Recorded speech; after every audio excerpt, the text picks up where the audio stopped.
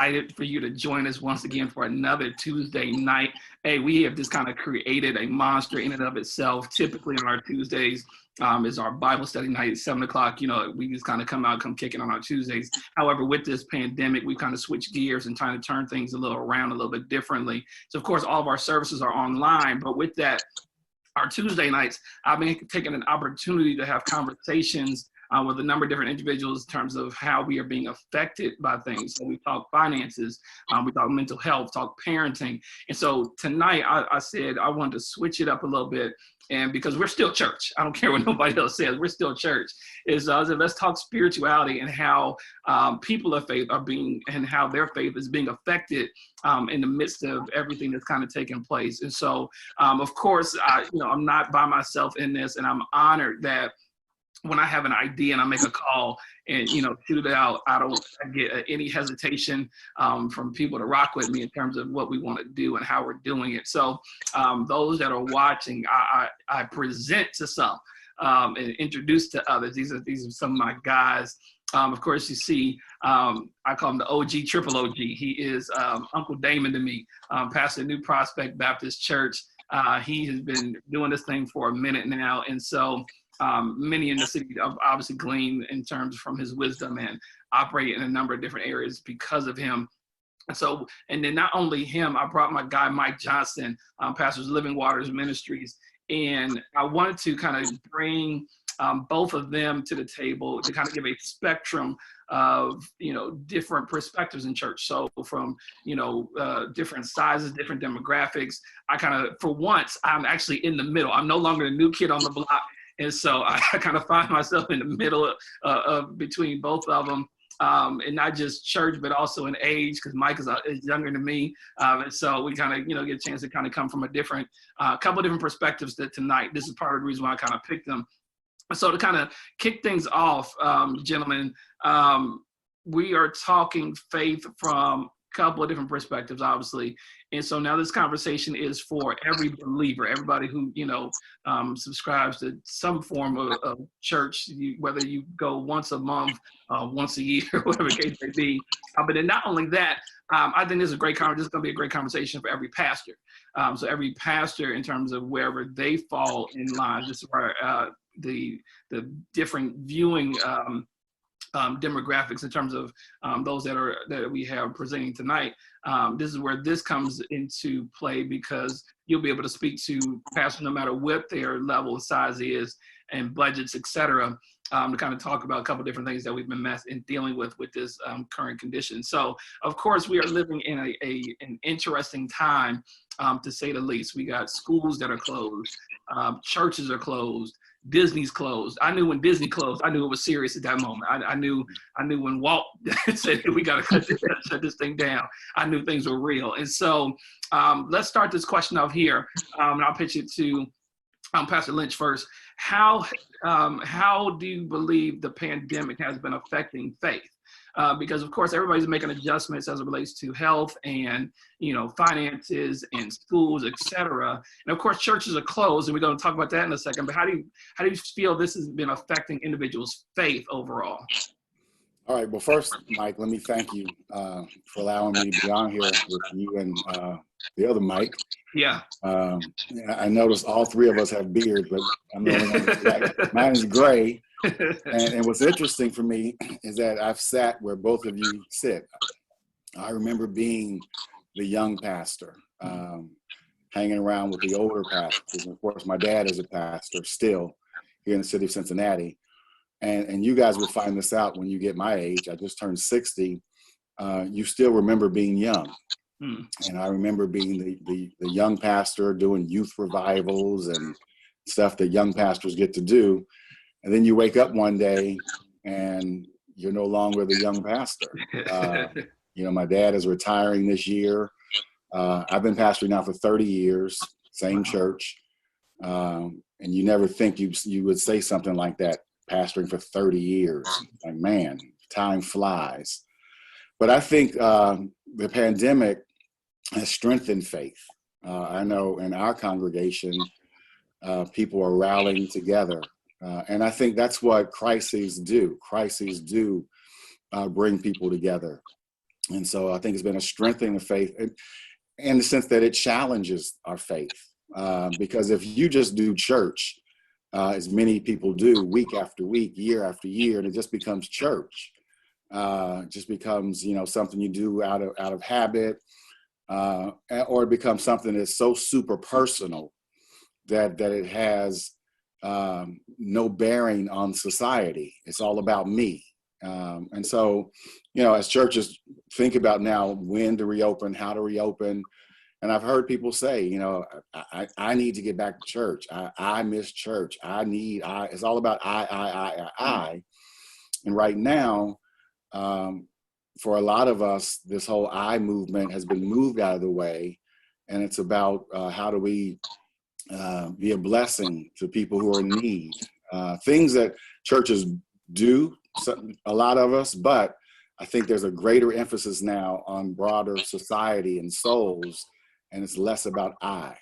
Because, so again, I think it's challenged our faith and strengthened our faith at the same time. All right, Mike, same question. How do you see the this shift that's taking place universally? How does it, you believe, has affected the faith of believers? Right. Well, definitely got to say thank you, first of all, too. Thank you, big bro. Appreciate it. And obviously, it's so dope to be able to talk to a legend and be on the news. So I'm gonna stop being a fanboy and do what I'm supposed to do. But I couldn't agree more with Pastor Lynch. What I would also say is I think it's causing us to have a much more personal relationship with God.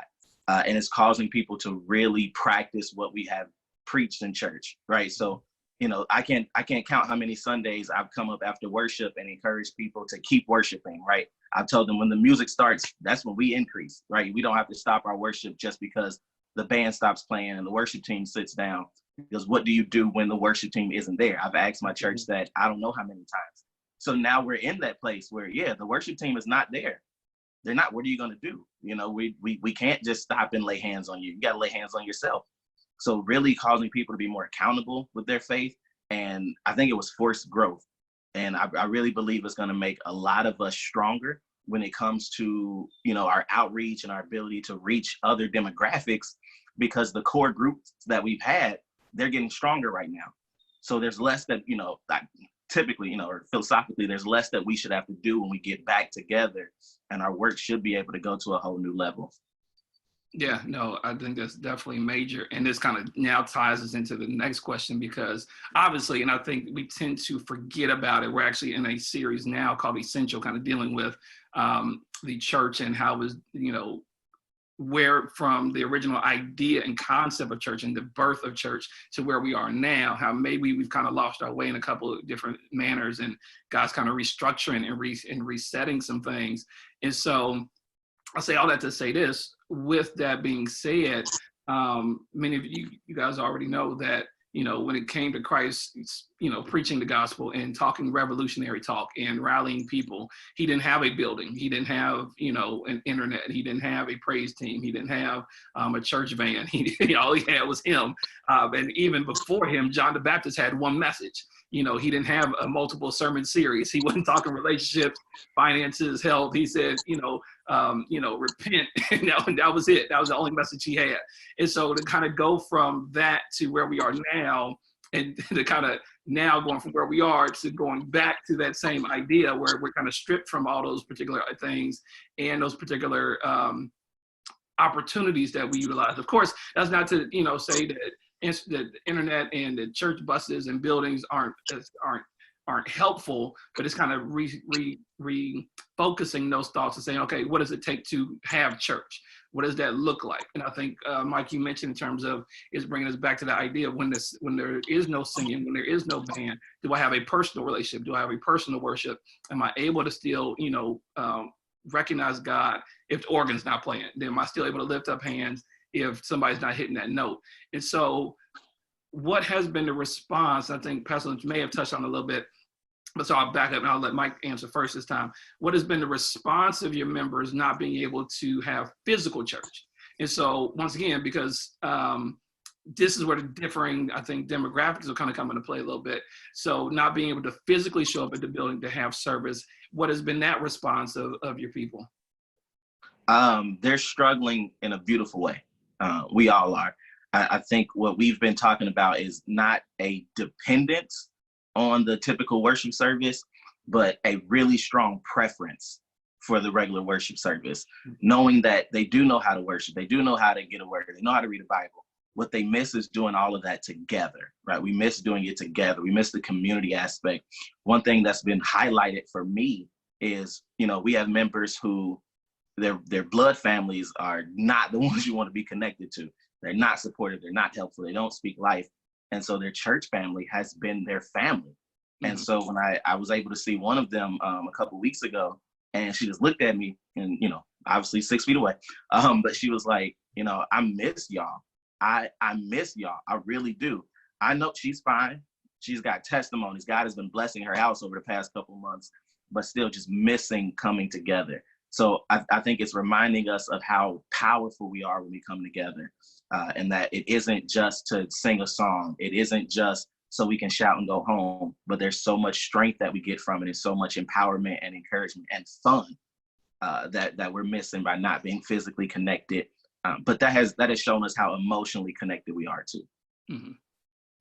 And so now for Uncle Damon, this kind of comes from, once again, a differing perspective, because statistically they talk about the churches 10 years younger, 10 years older than the pastor in terms of like your median age range.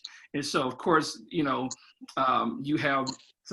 have a higher number of older members. I think that was a good way, a politically correct way of saying that. You have a higher number of older members than both of us have. And so this is that generation that grew up going to church week in, week out, and probably even more so multiple days throughout the week. And that was part of their routine and what they, were accustomed to doing. So now how have your members adjusted to not being able to show up at the physical building? Because I think any change in a normal pattern brings some type of grief. And so like, what does that now look like for your people? I think we've made good use of social media. And so our members gather 3 days a week, 3 times on those days, like we're doing now. Mm-hmm. Of course, we still have a Sunday morning worship that they all can be a part of. I mean, so, when I do hear anecdotally people miss being together, but right now we're bringing them together through social media. My older members, of which I have quite a few, I don't see them coming back anytime soon, even if others do come back. I wouldn't even encourage them to come back because they're more at risk, because this virus is still alive and there is no vaccine yet. And of course, I know our people, even if there is a vaccine, many of us are not going to take it. Absolutely. And Mike and you and I have talked before about this subject. I think if we come back this the same way we were when we left, then there's no lessons learned.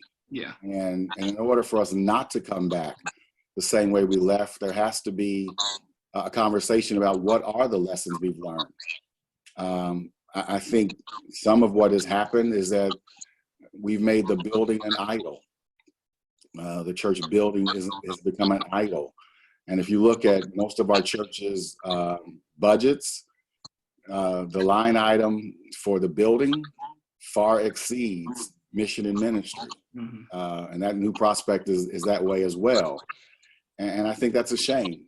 The amount of money we spend for rent and gas and electric and the janitor and security and insurance and all that stuff mm-hmm. far exceeds the amount of money we spend on ministry and missions. So the building has become a liability as well as an asset, but sometimes more of a liability, and especially in this age where you can travel around the cities and find great big old church buildings with very few people in them. Mm-hmm. And they still have to fix the roof when it leaks. And because the roof does leak, they still have to do maintenance when all this stuff breaks. And so for me as a pastor, it's a challenge to get up every Sunday to have worship, preach a word, and then ask people to give, tithes and offerings, and cajole them to do that. And we got 5 ways to give, knowing that the majority of those dollars are going to this building and not to mission and ministry. And so hopefully there can be a change coming out of this, because if it's not, because I really don't feel most churches are soul winning churches. I think most churches are places where, as Mike said, where our members come and feel good and get to hug each other, and the whole thing in Hebrews, encourage one another, forsake not the assembling. So they get that, but we're not the mission oriented. We're not the evangelical churches. And one Saturday I'm driving to New Prospect, and I saw the Jehovah's Witnesses. They're out there door to door. Yeah. And then I saw the 2 Mormon cats, and they're out there door to door. I didn't see any Christians. I didn't see any Christians, and we will quickly. And then I was on Reading and was it Seymour? I saw the Muslim brothers. Yep. Standing out there in the middle of the street. They believe so strongly in what they're doing. They're standing in the middle of the street, passing in a out suit in 90-degree weather. Right, with suits and ties on, in 90-degree weather, with a suit and a bow tie on, and I didn't see any Christians. And so we would quickly tell people, no, don't listen to the Muslims, don't listen to the Jehovah's Witnesses, don't listen to the Mormons. Well, they may have the wrong message, but they seem to have a right method. Absolutely. So there's a challenge for us, and so I hear my members who, Reb, I sure miss church. Yeah, okay, but it may well be the opiate of the masses, so we got to look at how do we come out of this? If we don't come out differently, then we just wasted a crisis. Yeah, and I think you touched on some major things too. Even so, now I know me and Mike can speak to this because there's certain benefits. And I think I'll kind of raise that question back up again a little bit later in terms of the benefits coming out of this, or what should be beneficial coming out of this. But one of the benefits of what I call being homeless is not having all that overhead. So not having to pay all those extra things out because we don't physically own a building of our own. While yes, it's beneficial to a certain extent to be able to gather and, do a number of, outreach and things of that nature. But from the sake of, like I said, it being an expense that has to be also taken care of, then that's also something that you have to carry that weight. And I heard a crazy quote just literally, I think it was on Sunday night. They said that when church started, 93% of ministry was done outside of the doors. To where we are now, 93% of ministry is done inside of the doors. And so we've kind of flipped what, that origination was supposed to be in terms of how we are supposed to be the church. And I think you hit the nail on the head in terms of evangelism and reaching people. Our mandate, Matthew 28, talking about going out and, and getting the people, touching the people, teaching, believing, baptizing, etc. And I think we've sacrificed that for the sake of having a good dance, a good shout, being able to, congregate, fellowship, and enjoy one another, and then go back home to our respective spaces, and then, do it all over again the following week. So I think that speaks volumes to kind of where we have to make this adjustment. And I think God is allowing that time to go in and figure that out, because that now takes me to my next question. In your estimation, how long do you think we'll be out of the church? And I'll either one of you kind of jump in on that one. Let me, can I do this? I was going to share my screen. Let me see if I can pull it up. And maybe not. So here's 10 questions somebody said we should ask, but I'll just raise the first question. It says, do you have a compelling reason to return to gathering instead of what we are doing now? Is there a compelling reason to return to gathering? And I think that is the right first question. Right now at New Prospect, we have worship every Sunday through a lot of different mediums. I get to preach one time. Before I was preaching 3 services, 3 times on a Sunday. Now I get to preach once and reach everybody as opposed to trying to preach 3 times to fit everybody into a building. So I think we just have to add, what is the compelling reason to come back?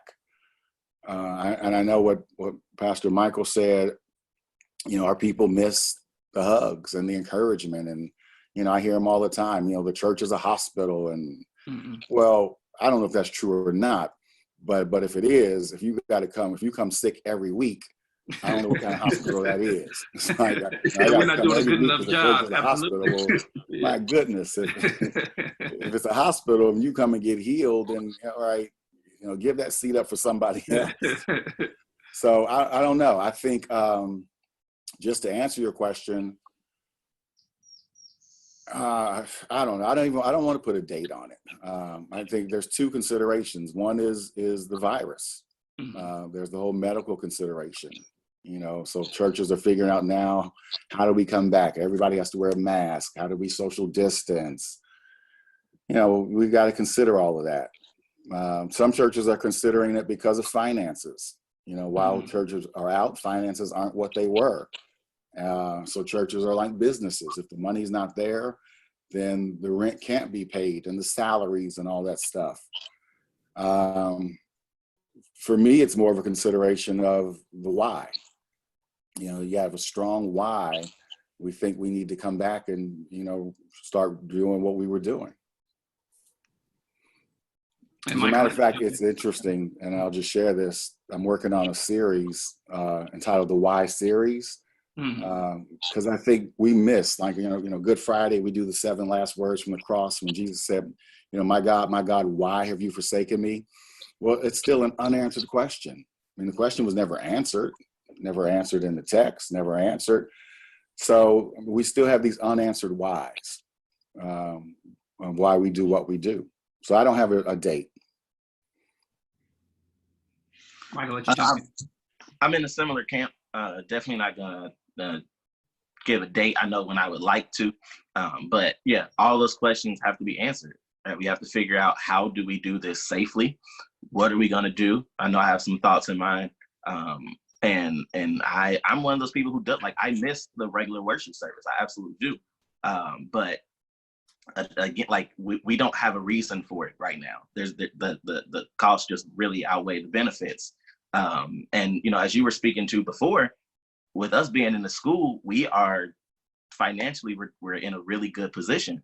And I actually had to stop and praise God probably about 2 or 3 weeks into this, because I was like, man, we put an offer into a building just back in February. We put an offer in and didn't get it. And I was like, God, if we would have gotten that building, and we'd be sitting there trying to figure out how to pay rent with this, as y'all call them, big boy bills. And so not having to deal with that stress is a beautiful thing. All the benefits that we have right now, our church has actually grown since we went to kind of just doing online. We got 2 new members in the last month. So we're able to do our Bible studies. We're able to just do it here. I have more time with my family. I've cooked breakfast on Sundays for the first time in forever. Right. So I think there are a lot of beautiful things that we have right now that we can take advantage of. And so before we rush back into that, let's make sure that we're using everything we have right now, practically and spiritually. Because, to piggyback off of Pastor Lynch, if we're the same people when we go back in this is pointless. This is absolutely pointless. All this moving around, all this planning, all this work that we've put in has been absolutely pointless. So I love that why question, because I'm challenging myself now, and I'm going to present it to my leaders too, that we need to have a strong why. We need to figure out, why are we going to do this? Why are we coming back together? What's going to be different? What are we going to accomplish? What is it about our service that requires it to be in person rather than online? And I think that's going to push us. I think that's going to drive us. And until we can do everything we need to do safely, we can't. And obviously being in the school, that adds another layer to it. So we have a lot to figure out. And the good thing about it, about being a senior pastor, is I'm not on anybody's clock but God. So we get the answers when we get the answers. Yeah, and I think that also, when I kind of give my input on that, some of that's going to tie into also what the governor says. And, and of course, our president's trying to push things to kind of reopen because they're trying to stimulate the economy, trying to get, what I call slaves back to work. And of course, our governor's kind of trying to hold steady to certain things, but I personally believe he's getting pressured in a number of different areas to kind of reopen things, to kind of, get things moving also. So eventually I know he's going to say, all right, well, churches, you're allowed to gather in this staggered manner, to say, all right, if you're under 100, you can open. If you're under 50, I'm sure he's going to do it in sometimes a staggered arena. For us, specifically, I already told our church, I was like, hey, don't even, in fact, for those who are watching now and haven't heard the word, don't even come back in May. Don't even think you're coming back in May. Go ahead and, keep your behinds at home, keep safe, mask it up, glove it up. We're not gathering in May. I can say I can say that right now. And what the June looks like, chances are I probably won't gather in June either. Like I said, don't know all the way, but chances are we probably still won't, only because when they do open it, I don't want to be the guinea pig. I don't want to be the one that steps out and, then they, we get hit with all this other stuff. So we're already prepared in that mindset. And so even when we made the announcement that we are going online, that we are, shutting the physical doors, our people didn't really trip. I think Mike, spoke to a little bit, our biggest drawback or the biggest thing that we aren't able to do is hug each other, and not just each other, but, visitors, et cetera. We're touchy feely at best. We are hugging, we're the huggingest church in the land. And so this is what we do, loving on people from all walks of life. But other than that, though, we're good. Like, everybody and, from that we kind of touched base with and, being able to reflect back and forth with, they're like, all right, well, they've been waiting on us to go online, period. Particularly members who moved out of the city, live in different places, college kids are in different places. So speaking to that benefit, we now, we got members joining from different cities and different states because they're now able to watch us online, or our giving is up because we're now reaching more people. And I think one thing I've heard reoccurring from different churches in this regard is that now we have that opportunity coming from where you may have been seeing, 300 plus a week to seeing 3,000 a week. I don't have to worry about parking. I don't have to worry about where they're going to sit at. I don't have to worry about, certain things that ordinarily we would have been stressing about on a Sunday morning. All that stuff is, is already handled. Our biggest issue now is making sure our service doesn't buffer, that that certain things don't hinder us. So that's our biggest issue, as opposed to some of those other things. And so I think that's where we kind of start to look at now, like, all right, coming out of this, whatever that time frame looks like, what don't we need? I think that becomes a good opportunity to say, all right, we did without this for such a long period of time. I don't know if we need to bring it back at all, because we survived without it. And we got better because of it. And so looking at being able to cut things off, say, all right, well, we didn't need this, we didn't need that. We figured out that this wasn't essential, and let's kind of start divvying that part up so we can kind of streamline and become a whole lot better. And not to mention, this is for other churches, when we talk about time, our service traditionally in person is an hour and a half. We're under an hour now online. So for even, I don't know if there's too many churches that are doing beyond an hour, but if you were doing 2+ hours, in person, you cut out announcements, you done cut out, people walking, offering, all kinds of stuff that allows you to realize that, all right, we can really do this in this time and manner, and, in this time without missing a beat and being able to take care of everything we need to take care of. So here's what I want to speak to as well. Is while we're kind of talking about a little bit, let's talk about these benefits that people should be coming out of. Because one, we're talking spiritually, but also let's add some practical stuff in there as well, in terms of what we want to encourage some of our viewers to ensure is happening during this time frame while we're on lockdown. I don't believe it's is by accident. Nothing that happens is gets past God. So while we're on this lockdown, what do you want to encourage people to make sure they are doing during this time? Uncle Damon, I'll let you jump in first, and then jump in, Mike. Yeah, again, I think, as I said, this has challenged our faith and grown our faith. My wife now is home every evening, and she's actually excited because she's cooking. Of course, my daughter's out of school, so I'm here every day doing homeschool. And I share that because normally 2 or 3 nights a week, we were at church meetings. Yeah. This meeting. So you couldn't come home and cook. You couldn't spend a lot of family time. Now, I know there are some families that have some serious dysfunction, and now they're together. So we have to pray for that and content. And Mike, you have Scruggs, you got a strong ministry towards those kind of things. Now that the family is forced to come together, and church is not a impediment to that, to being together, because we don't have to do this choir rehearsal and this meeting and this. I mean, it was ridiculous. And I know for me and my family, how much time church was taking, along with the Sunday worship. So now how do we worship together as a family, a nuclear family, whatever that family looks like? And how do we as pastors help facilitate that kind of worship, since they're not all coming together? So, it's been a blessing. I heard Mike say that, he misses worship, and I don't, sad to say. And some of it is selfish because I still get to worship. We go in every Sunday. It's about 20 of us, and that's myself, the audiovisual people, praise team, and musicians. And so I'm still getting that worship, and I'm speaking to thousands of people. I'm actually speaking now to more people online than I was speaking to who come in the building. Yeah. And so in this Sunday coming up, we're not doing worship at all. Since March 8th, we've been doing it that way. So I just told my people this Sunday, you all stay home. I'm going to play a sermon that I did on March 8th. I'll set it up. We'll play that. And everybody stay home. Everybody get a break. So I just think there's a challenge for us in this time that we're out to help strengthen families and family worship. Mike, I'll let you jump in there. Yeah, I was actually thinking about this probably a couple of days ago, and I was thinking about how the majority of our church gets to take a break, right? Especially since we're in a school, that means we have set up and breakdown every single Sunday, setting up everything. I know that. You know, every single Sunday. And so I was thinking about some of the people that do that, and I'm like, yeah, they haven't had to stack chairs, we haven't had to put up sound equipment. Nobody's had to rush on a Sunday morning and really been able to rest and take our time.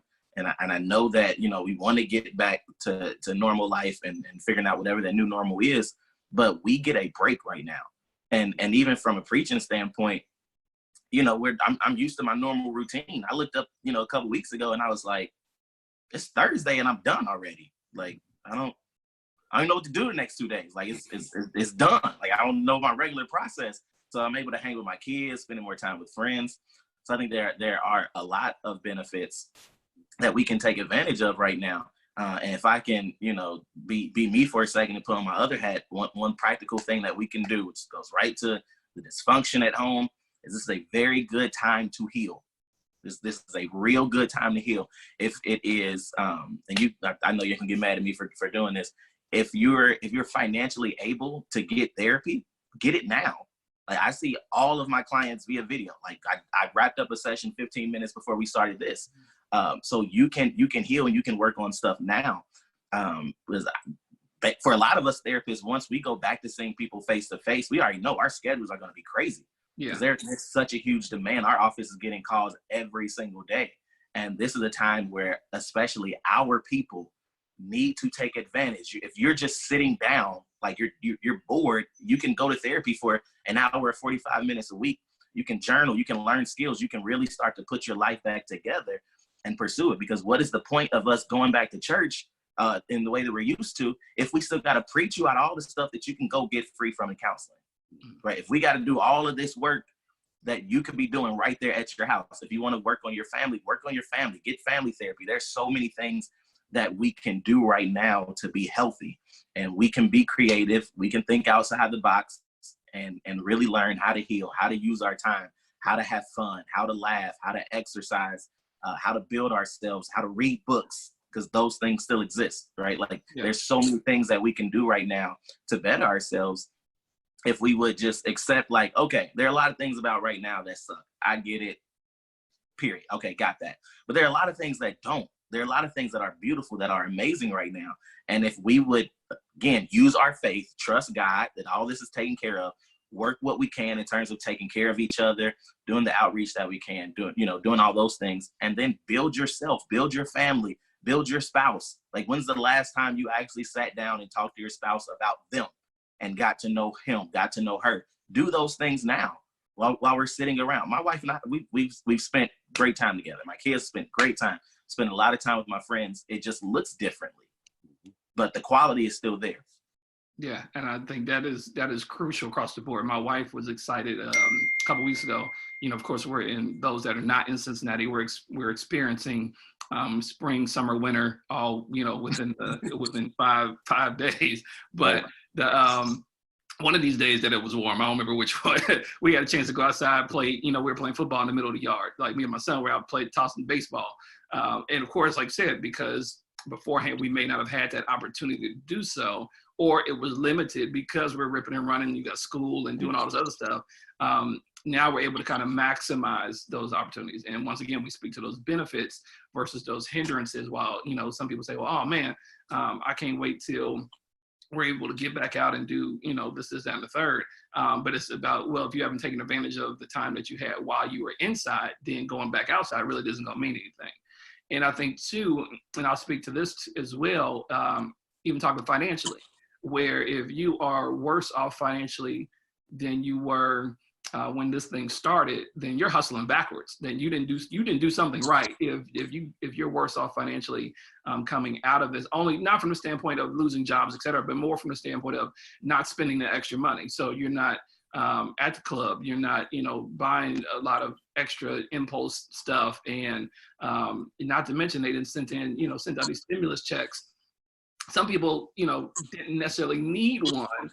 It just becomes an added benefit now. So it's like, hey, all right, so now I can use this to pay off debt. I can use this to go in this direction. It's different opportunities to be maximized. And I speak to, I believe it's Jamal Bryan. I just seen him mention this recently, and he was talking about, what if everybody took $200 out of that, average $1,200, stimulus check, and put that towards a Black-owned business? What would that do for, recycling the dollars within our own neighborhoods, and how would that help them out in that regard? Because you have to imagine where we take up the majority of barbershops and, and hair studios, et cetera. All of them are out of work currently, but then what happens if we decide to, sow into those areas, or figure out different Black businesses that's kind of sow into, to help generate that thing for on our own end, and kind of think, once again, conversation that myself and Pastor Lynch have on a recurrent basis. What does that look like for our neighborhoods now to come out of this in a better light than what we did when this thing started, where typically we're depending on the government to lift us up. This becomes an opportunity. I think we can lift ourselves up, where if we do this thing and strategize it correctly, we can literally, turn this tide and make it to our benefit. And now we're kind of even go on even to a further deep end, where you look at properties that become available, and houses that may become available, et cetera, things that are going to kind of get released because people can no longer afford them. Where do we come in to now maximize that and say, all right, let's pull this money together and let's purchase this, or let's pull this money together. This is what's needed in our neighborhoods. Let's pull this together and figure this out. Just like I said, just kind of thinking from a different perspective, because now you got, I just saw, well, this is before, I think they closed before the pandemic, but Kroger's in, right before you hit Mount Airy, they closed down. And so now you have another loss of a grocery store. What happens if, we say, hey, let's jump in here. Let's see how much this building is going to be worth once this is all said and done. Turn this around and do this. So just thinking from a couple of different perspectives on how we come out of this collectively as a community and as a body to make this thing a highlight for us to say, hey, this pandemic was the best thing that happened for us, because of, I became better in this regard. Our family became stronger. My money got stronger. My health is stronger. Myself, and Keisha, we're doing insanity right now. It's killing me, but I done lost some weight that I shouldn't have had on there, and so now we're exercising and doing a number of different things. So it's kind of looking from these different perspectives on how are we maximizing this opportunity and these moments to become better in this than we were starting it. Once again, I think that's been the sentiment in the conversation. So let me say this, Mike, considering, so there's 3 pastors on here, and we have to take in consideration our role. So for most pastors, this has been a time of rest. It's been a time of change, but it's been also a time of rest, because coming into the pandemic, and I'm praying coming out, the numbers change. Coming into it, pastors were committing suicide at an alarming rate.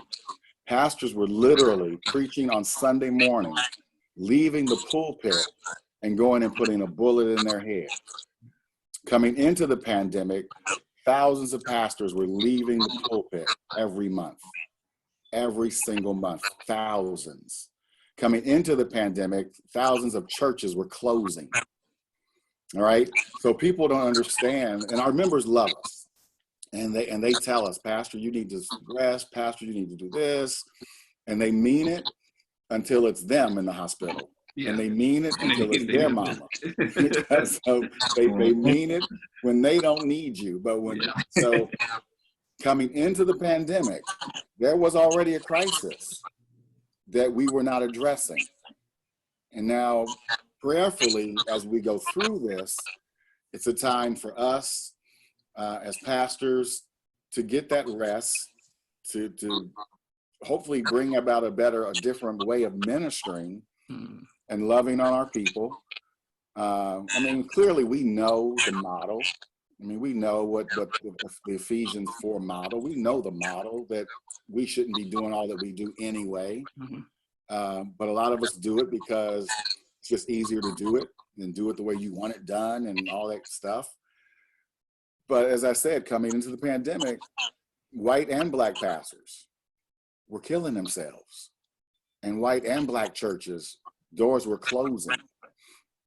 So we can't just go back the way we were. That would be the most ridiculous thing ever. But I don't think we figured out yet what's the new way. That to me, that's the compelling question. What is the new way? Yeah, and I think that is the overarching question in terms of how this will now kind of come to pass. Because the one thing that I've been pushing is the fact that things will never be the same. So I think the idea is when we get ready, when we're allowed to go back to church, then we're going to be in there shouting and dancing and running around and doing backflips because we're excited. But I don't know if that's even going to be possible. Like, based on kind of what we've seen now and kind of how things are operating, it becomes, I think it's going to look a lot different. What that looks like, I don't know, but I think it's going to definitely look a lot different than what we're expecting or what we're telling ourselves and believing in our minds versus what that reality will be.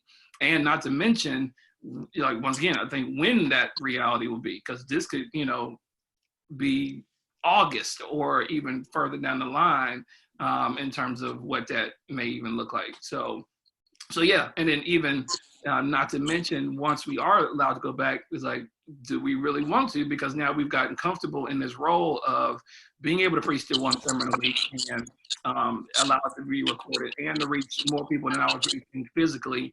And if the finances are still taken care of, buildings, etc., then it's like, okay, well then what am I going back for? It goes back to that same question. It eliminates a whole lot of different things that once again that we depended upon, that we realized really didn't need to be a dependent. So no, I think that's a lot of questions that are still to be answered that I think between the three of us, we don't know yet. But I think it's one of those things that will eventually be revealed, in due time. But I think a lot of it's going to be based on, I think, God's strategy, which I think we tend to overlook. I mentioned this in my message this past Sunday, is that we've learned how to do church without God. We know how to do the pattern. We know the rhythm. We know how to operate in those fashions. We know, the order services, et cetera. So we can do it all without God until we want him to show up. And so now we're saying, okay, God, what do you want from us in this manner? In fact, I don't even know if we asked God to say, here's what's going to happen. Here's how I'm going to, restructure and readjust this thing. And you all now figure out how to live according to my structure versus, God living according to our structure. And I think that's where the difference is now going to start unpacking and being willing to operate in that manner.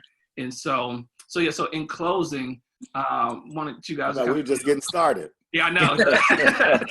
Because the problem was I was going to start getting into some reckless stuff. And so I just started pulling myself back because I knew I'd start bringing out some stuff that may not be able to be consumed from a general population standpoint yet. Well, let me say two things before you close. Yeah, not only have we learned, you said we've learned how to do church without God, we've just recently learned how to do church without buildings. Mm-hmm. But I also want to give a shout out to those who are lonely, because all three of us have said it's been good for us because we got to spend more time with family, less time, doing quote unquote ministry. But we do have people that don't have what we have, benefit of family, and they are lonely. And so for them, that Sunday worship was, their time to gather, their time to feel loved. So I don't want to dismiss that. I'm just not sure we have to do that 4 times a month the way we've been doing it.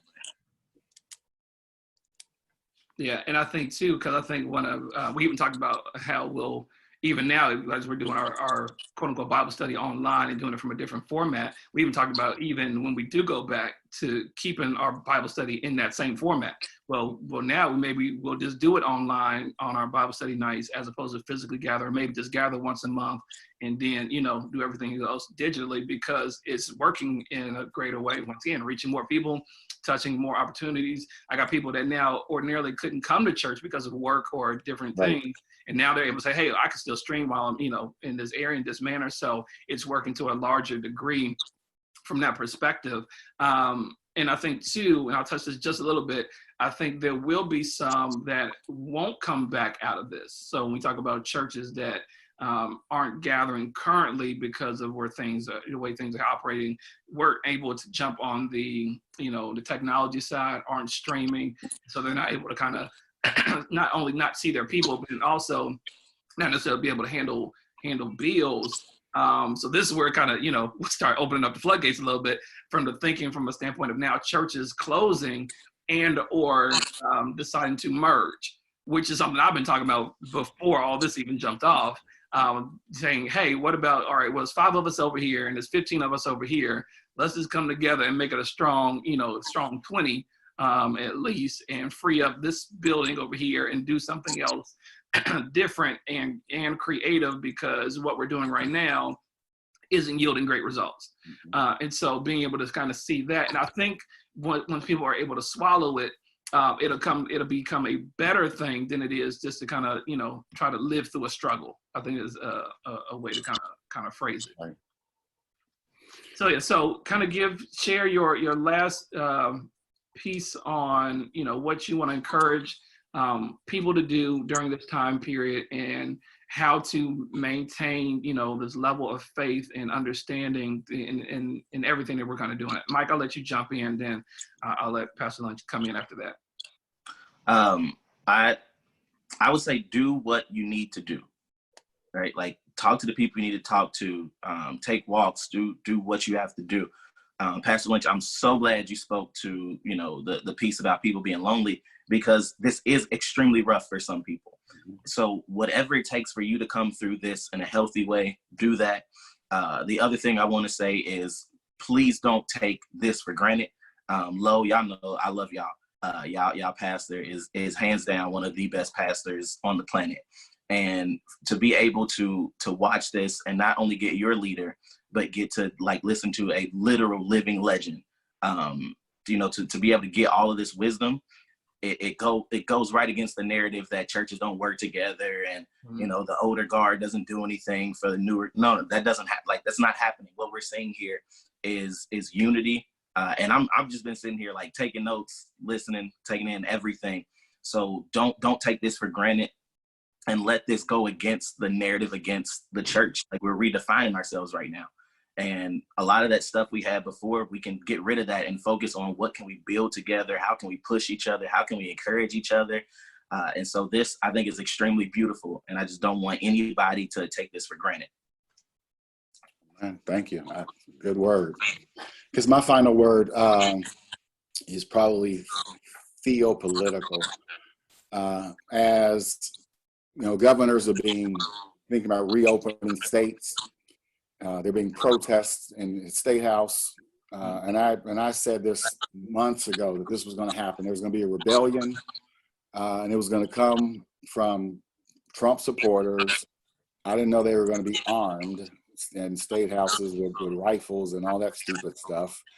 But as governors are pushing to reopen the marketplace, which has value because there are a lot of people we know want and need to go back to work, we as African Americans and as pastors cannot follow their lead.